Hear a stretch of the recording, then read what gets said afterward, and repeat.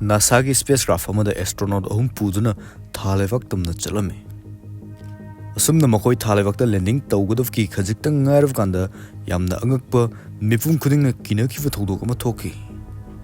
Spacecraft ado hojik prithividagi 3,22,000 km hena lapna pairaga leirivani. Aduga mafam adu yognaba pairakpada numit humni chupna changkrivani. Adubu Laibk thiba amana tanja aduda spacecraft adugi khwaidagi main oiva oxygen tank adu karigumba asoiba amadagi pokhai kirami.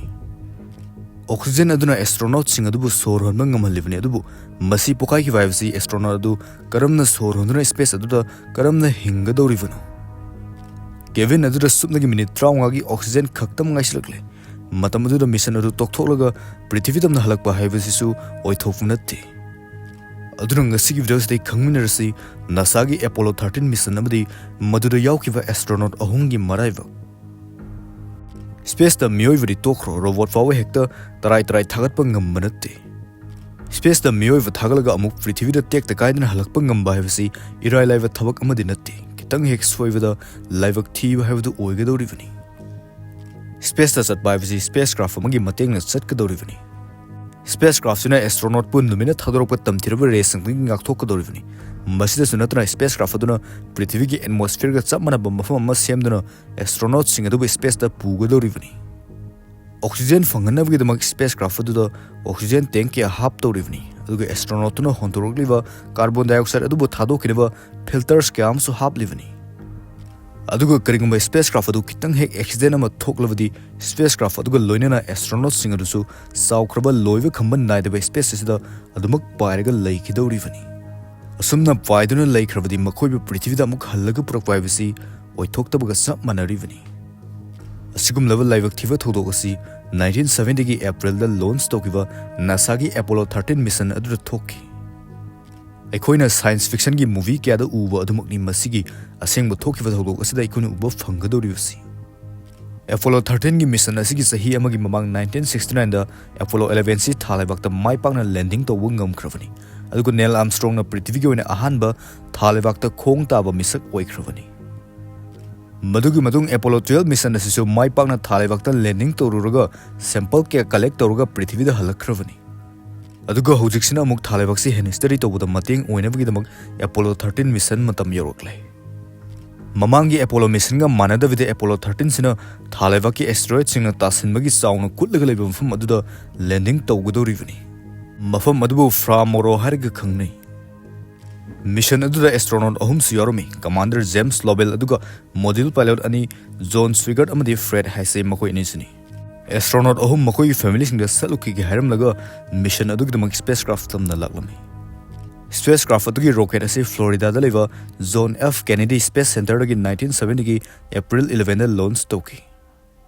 Handak ki mission sidi ahanba Tha Laibk chat pasunna tavanina miyamna thoini yengnaramdi. Spacecraft ase part ahum thokna khaidoi mayai da leva concept manba sina command module kawi. Mafam sidane astronaut ahum sina matam ayamba lendorivasi. Aduga ani suba saruksina lunar module kawi masina astronaut ani du puraga Tha Laibk ta landing tawgadorivani. Aduga amuk astronaut adubu Tha Laibk ki paikhalaga command module ga samjinnagadorivani. Aduga ahum suba saruksina service module kawi masdani spacecraft agi engine amadi oxygen tank sing yorivasi. Masibo spacecraft adugi heart ni haraga khangnai. Apollo 13 gi plan si prithvi gi orbit gi paithoroklaba matung Tha gi orbit amuk leiduna pairaga leigadorivani. Aduga lunar module aduna Tha Laibk ta astronaut ani puraga landing tawgadorivani. Asumna landing tawruga amuk sample kya collect tawruba matung lunar module adu paikhalaglaga command module ga samjinnagadorivani. Aduga spacecraft adu prithvi gi orbit amuk paisalakadorivani. Adubu Apollo 13 gi maraiba si makoina khallubaduga onna tenaba ngaktani tholakadorivasi. Makoi hojik prithvi dagi pairakpada pung 59 hokre duga kilometer 3,22,000 hena lapna laikre. Hojik makoi Tha gi orbit ta paisinba hore tanja aduda astronaut amana nungti gi routine oina oxygen tank gi level adu check tongnaba haiduna button amada namlami. Adubu matam adu yamna kanba safu ama foroklami. Masigi safu asi kanman bana command module da phamlebe astronaut ani disu safu adu faurame. Tanja adu ikhang khangudana warning alarm khonglaki. Aduga electrical power so fail ore haina alarm adu leptana khonglaki. matam adu makhoi na khangki oxygen tank adu samlibo wire adu short circuit thokpadagi oxygen tank adu pokhairam yamadi electrical power so fail chalami hoji oriba fibam adu commander aduna prithvi da lehuriwa nasagi mission control team da power adu hairami power adu tabda mayam angak poina khi maramdi oxygen tank adu kai ki vaifsi khwaidagi khudong thiba amani makhoi bu rescue to wandangna siga dorivani oxygen adu leitava taragadi asumna control team na spacecraft adu check tawda khangki madudi oxygen tank ama adu pokhayvda tank atopa ani du su leak orame adu oxygen adu leptana maying taraklami adugo electric supply tawfam adu su ahungi manungda ani amadi fail orame problem mayam adu the control team adu makok ngorame tanja adu somdana James Lovell na oxygen tank ani du leak oiva adu mamit mangna command module lagi ubu fanglame maduda command module da famliba astronaut ani du tarak yengnaduna kari thoaga bahaina khalami hojik makoi se yamna aruba fibam haibdu ore makoi gi power supply su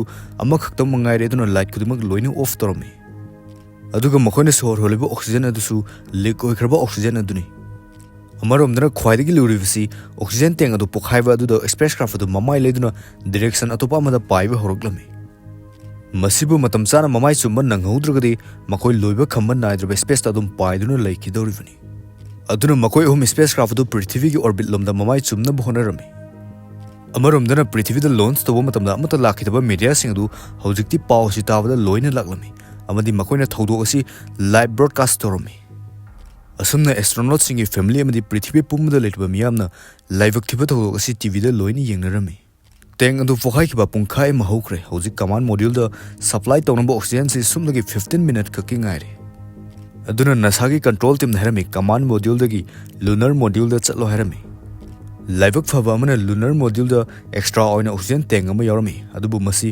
thalebakta landing tawnabi damak sumnagi miyoi ani gi hapkiba oxygen ni aduna makoi ahumna seasonarabadi oxygen adu thuna loikidorivani asumna astronaut ahumdu upai leitrabada lunar module da changla meduga somdana control team na oxygen adu kayam kuina satkani haina calculate tarami calculation adu gi matungina oxygen adu sumnagi numinini khaktang satkani habsi khangki aduga hojik leiribo wahangsi numit humni changna chatkiba khongsat adu karamna numinini gi manuksida amuk prithvi tamna halakadorivno habsini NASA da hojiksi option ani khak lerami ahan bade spacecraft ma main engine gi matingna prithvi tamna thuna yangna parakbasni adubu battery backup si ama khangnina lamkhang ni engine adu left khigadra haina NASA gi engineer sing singnarami ani sub option sina lunar module adu thagi gravity sizinarga prithvi tamna push tokselapagi plan ni NASA gi control team na ani sub option si khalam edu masisu problem ama didum leirivani spacecraft aduna thagi orbit koina pairamdagi lunar module gi engine adu sizinarga akanba force amada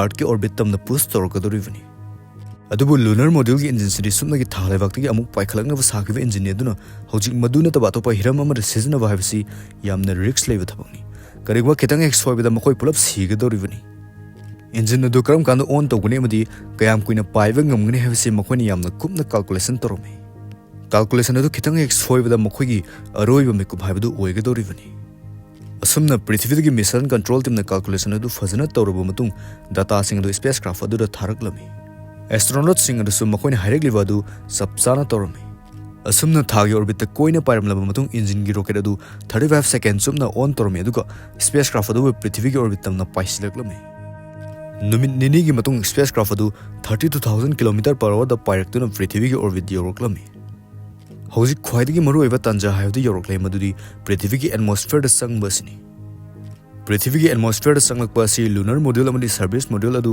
Thoudok lamlaga sumlagi command module khakta paisilakadavni maramdi command module asi khaktani prithvi gi atmosphere da sangba ngamnaba sakibase aduna hojik makhoi hum lunar module adu Thoudok lamlaga command module da laglami adubu hojikti command module adu computer sing amadi electric sing adu loina off leiruvara mafam adu gi temperature si below freezing point da lerami computer sing adu su loina off leivana command module adu makhoi humna masana tawjaraga lunar module amadi service module gi khaidolga prithvi gi atmosphere tamna paislaklami NASA gi control team amadi prithvi gi miyam pumba tanja asida makhut ani lonaduna like rumduna live broadcast adu yengnari command module adu prithvi gi atmosphere da paislagle aduba hojik atmosphere gi hit adu kanman khiduna command module gi communication gi computer aduga minute ahum chumna paw phone bangamlamdi asumna minute ahum khajik henjelaklaba fawda paw amata phone bangamdravada astronaut sing adu siramnani haina mayamna loina khanarami ꯑꯗꯨꯕꯨ ꯉꯥꯏꯍꯥꯛꯀꯤ ꯃꯇꯨꯡ ꯏꯈꯪ ꯈꯪꯍꯧꯗꯅ ꯑꯦꯁꯇ꯭ꯔꯣꯅꯣꯠꯁꯤꯡ ꯑꯗꯨ